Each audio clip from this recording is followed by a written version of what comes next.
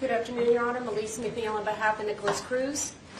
Diane Cuddy on behalf of Mr. Cruz. Chef Marcus for the state of Florida. And Sherry Tate for the state of Florida. Your Honor, Alex Arias on behalf of the Borges family that's the victim. Okay. All right, Mr. Cruz, you've been charged by indictment in count 1 of the indictment with murder in the first degree of Luke Hoyer, a first-degree felony punishable by up to death, as the state has filed its notice of intent to seek the death penalty in this case. Count 2. Your Honor, we're weighing formal reading of the indictment at this time. We have been provided with a copy of the indictment from the state of Florida. We have reviewed that indictment with Mr. Cruz. He is aware of the charges that he is facing. The only issue is how do you stand mute and waive formal reading? In terms of entering a plea, we stand mute, Your Honor. Any objection to the waiving formal reading? No objection. Okay. Your Honor, can I be heard on the matter though before you're arraigned? I'm sorry. Can I be heard on I had filed 2 motions before, and I thought they had to be heard before the arraignment could take Mr. place. Arias, I'm aware of your motions. I got them this morning. Whether or not you have standing, I don't know, but certainly the parties have to have the opportunity to respond, and I'm not going to throw this on them at the last minute to respond to your motion to disqualify. I guess the whole circuit is what you're wanting to do. Is that correct? It is, Your Honor. It's outlined in the motion, so if you're going to put it on for another day, I'll explain that to the Borges family, if that's what you're saying. What I'm saying is I need an opportunity to review it. I understand. And then I will make my decision as to whether or not I want the parties to respond, or I'm going to say here. Okay? The only other matter I think that needs to be addressed today is the... Okay, so if you're waiving formal reading and you're standing mute, pursuant to Rule 3.170C, a plea of not guilty shall be entered on the defendant's behalf on all 34 counts of the indictment. I'm going to enter a plea of not guilty on his behalf and set the case for a calendar call on April 27, which is a Friday. Does that work for everyone? That's fine, Your Honor. We would just like to advise the court and the state of Florida that at any time Mr. Cruz is willing to enter a plea of guilty on all 34 counts, consecutive life sentences, in exchange for the waiver of the death penalty. See, is that the trial date, Your Honor, that you just set? The calendar call date, yes. And would the court set a trial date as well? Sure, it will be the following Monday. All right, thank you. Okay, the only other thing I wanted to ask is whether or not the Office of the Public Defender is still asking me to inquire as to the indigency of the defendant. Well, Judge, I have a couple things I'd like to put on the record about that so I can let the court know what efforts the Public Defender's Office has made. Okay. If I may approach the court, I can provide you with some documentation. I have an unredacted copy for the State Attorney's Office. Your Honor, this is partially redacted. I would just request that the court verify that any numbers are in fact. I went through it, but if I missed anything, I would ask the court to review that. But as to numbers, as in account numbers, Social Security numbers, I believe that I got everything. Okay. The copy that I provided the state is unredacted. I'm not concerned with them releasing that information without redacting it. Okay, But what is it exactly that I'm looking at? these are the documents that the Public Defender's Office has obtained over the course of the last month in an effort to make a determination as to whether or not Mr. Cruz was in fact indigent. Okay.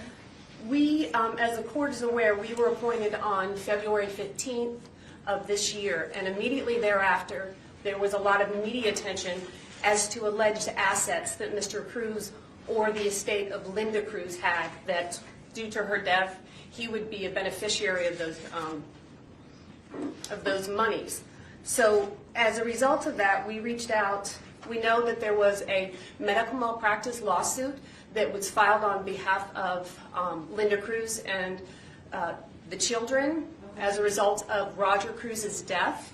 We made efforts to obtain a copy of that court file, and we're advised today that the clerk's office has purged the medical malpractice lawsuit. I provided a copy of the certificate from the clerk's office as well, provided it to the state. So we were not able to inquire into the contents of that file because it's been destroyed. We do know that at the time he was arrested, the estate of Linda Cruz was represented by a probate attorney. So we reached out to the probate attorney and we provided the court with some documentations about email conversations that we had with those attorneys after we received a waiver from our client requesting if there were any wills, any information that they may have in their possession as to what constituted the estate of Linda Cruz. Okay. We sent that email to counsel on February 20th. We did not receive any information from them initially, but we also provided them with a copy of our motion that we had filed but not set, requesting the court to determine indigency. They had requested, as you can see when you have an opportunity to review the emails that I provided you in the state, that they asked us to delay setting that motion because they were making efforts to try and go through the information that they had to assist in making a determination as to whether or not he was indigent. During that time, we made contact with a gentleman by the name of William Bromley, who was the estate attorney for Roger Cruz back in, I believe, 2005 and 2006, in an effort to try and make a determination of what assets may be available as a result of that. We were advised that Mr. Bromley, he advised us to contact the firm of Haber and Blank, which we did, and as the court can see there, that firm provided us with an affidavit, and the only thing that they could advise us is that the real property, the Parkland property, was short-sailed on January 12th of 2017. That property was listed in the probate file, which I've also given the court, the probate file of Roger Cruz, as the real property valued not in excess of $1 million. So that house was short-sailed. Okay, so that's some of the information that we have found out. We also followed up with probate counsel, requesting once again, Mr. Weeks did, copies of wills, copies of life insurance policies, balances of any funds that they may have relating to Linda Cruz, or any open accounts that they had information for Mr. NIKOLAS CRUZ. And yesterday, March 13th, yes, yesterday, we were provided with an email with attachments that I provided the state and Your Honor that has an open checking account for Linda Cruz and NIKOLAS CRUZ. Those documents indicate that the balance is $12,309.70. We only have one bank statement, and something that may be of interest to the court on page 2 of that bank statement, it's actually page 3 of 6, Your Honor, halfway down, is that there is a deposit, and I don't know if this is a quarterly deposit, a monthly deposit, we don't know that because we only have one statement, from Metropolitan Annuities in the amount of $3,333.33. Where do you see that on page? Page, if you look at the top, it's page 3 of 6 of the Wells Fargo bank statement, Judge. That's obviously a substantial deposit, but I don't have any details. September 27th, Your Honor. Thank you. We don't have any details about that, but we know that there may be a possible annuity that was going to his mother, and therefore he would be eligible to receive that, as well as his brother Zachary. We also know that, and I provided the court, that there are several savings bonds in NIKOLAS CRUZ's names. They range from $50 to $100. There is a Microsoft, looks like it may be a share, I don't know, and it doesn't have an amount. Well, it says 24 shares in Microsoft dating back to 2003. I don't know the present value of those shares. We also know from a pleading that the probate attorney filed on March 12th of 2018 in her rule to show cause on paragraph 12 of that motion. She has indicated, which you do not have, Your Honor, but it is available on Odyssey, Okay. that She, meaning the probate attorney at that time, who is no longer the probate attorney, indicated that she was aware of furniture from the decedent's last known resident, an engagement ring worth approximately $5,000, some furniture, some crystal figurines, a grand piano, and a Louis Vuitton wallet, as well as some credit cards and some debit cards, and a bank statement, and a 2015 Kia. So, although we did file the motion on February 15th, the day we were appointed, and we held off on filing it at the request of the probate attorney who had access to all of this documentation. Okay. But in conducting our due diligence, we were able to gather some information. What this information means in terms of his net worth, I don't know that. But I wanted to bring to the court's attention and to the state of Florida, this is the information that we have about assets that may be potentially available to Mr. Cruz. Oh, and there is one more thing. 2 days ago, I received a call from Allstate, and I'll supplement that because I forgot to copy it for you guys, is the life insurance policy holder for Linda Cruz. She had a $50,000 life insurance policy that was to be split between NIKOLAS CRUZ and Zachary Cruz. That check is ready for disbursement. It is still in the possession of Allstate because there's issues about how we need to get that to Mr. Cruz. Okay. So that is the extent that the Public Defender's Office is aware of any potential assets that Mr. Cruz may have available to him. So we're talking about $25,000 life insurance because he would have to split it. That I know 100% about, Okay. yes. We've got a bank account with upwards of $12,000. Wouldn't that in and of itself, those two things, deem him not indigent? Well, Judge, Chapter 27, which deals with, if I may have a moment, I printed. So Chapter 27 deals with the determination of indigency in the state of Florida. Okay.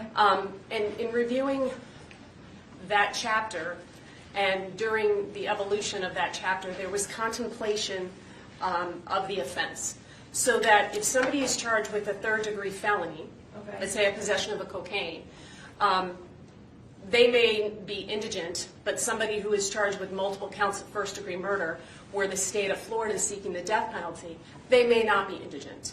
So we are researching the legislative intent behind Chapter 27, because the chapter itself doesn't specifically make that distinction.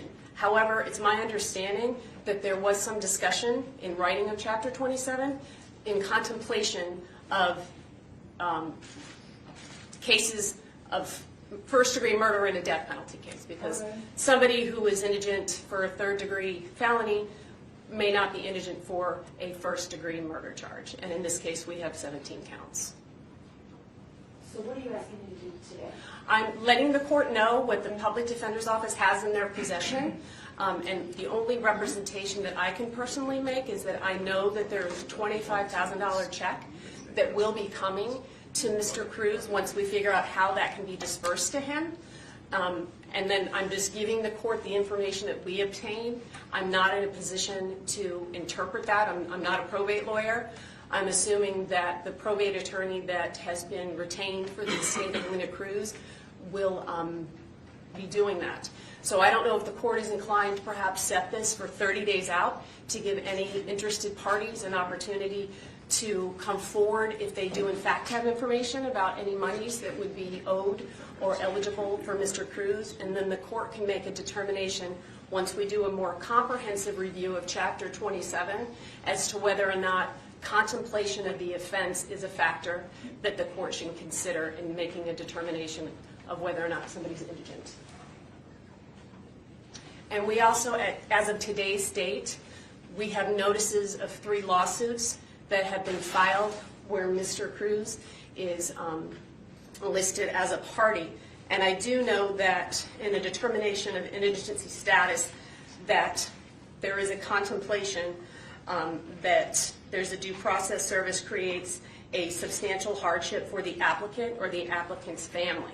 So that's just another thing. We don't have to deal with it today, but for the court to consider in the future when you make that determination. I'm assuming that there's going to be other lawsuits that will be filed where Mr. NIKOLAS CRUZ is named as a party, but the only ones that I know of today are 3. I mean, ordinarily what I would do is I would just ask the defendant to fill out an updated indigency application, and have them indicate what assets they know of that they currently have. I mean, because it could change at any time, right? That's correct. It's So a fluid it's situation. what he has access to currently. Well, currently he has access to no funds. He can't go into a bank and withdraw that $12,000. It would have to be, I guess, a private attorney. If he was able to obtain a private attorney, would have to gain access to his funds. So I don't know how that aspect of it works because I'm a public defender, so I don't deal with the financials. But he does have a legal right currently to the $12,000+ in the bank, as well as a $25,000 check, so it would be $37,000. He does, in fact, have a legal right to those funds that we're aware of. However, for the bank account, Linda Cruz is also listed there, so I'm not sure, not being a probate attorney, whether or not those funds have to go through probate, and that means that it would be dispersed between himself and his brother. So there's just a lot that we don't know because this involves the estate of Linda Cruz. But I just wanted to bring to the court's attention what we did know. For now, why don't we go ahead and have him fill out an updated application indicating to his knowledge what he currently has.